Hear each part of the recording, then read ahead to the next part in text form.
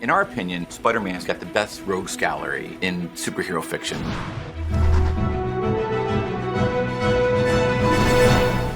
When we look at reimagining a Spider-Man villain, we look again what's classic about the original design, and also how do we tie it into our narrative.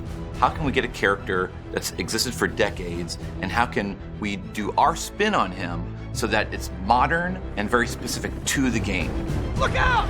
Electro's probably one of my favorite villain designs. And it was one of those things that I looked at his design, I'm like, the green and the yellow are iconic, so we should definitely keep that. In our Electro's origin, what if his face got scarred? But they're not just randomly all over the place. They're actually in the shape of the starfish mask. Long time no see! Vulture was one of those that we knew we wanted because he could fly, and that presents a really fun challenge for the player. What I really love about Vulture is that classic green that he has, but also modernizing his suit. So we actually gave him a flight mask, and if you look at it really carefully, it's shaped like a vulture's beak.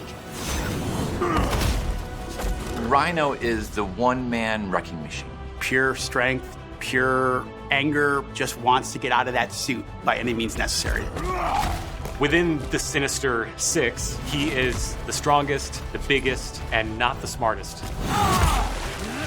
What Scorpion does for Spider-Man is he challenges him not only in his speed, but also his traversal.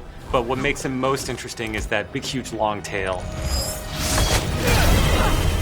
So we chose Mr. Negative because we wanted people right away to know this was a different, unique experience, something they haven't seen before. When we first meet Mr. Negative, we only know him as Martin Lee. He's the nice guy who Aunt May works for at the Feast, and they run these homeless shelters. What I really like is that you see Martin Lee as Peter, but you see Mr. Negative as Spider-Man. You've got that ultimate version of two worlds colliding. This is going to be something they haven't played before.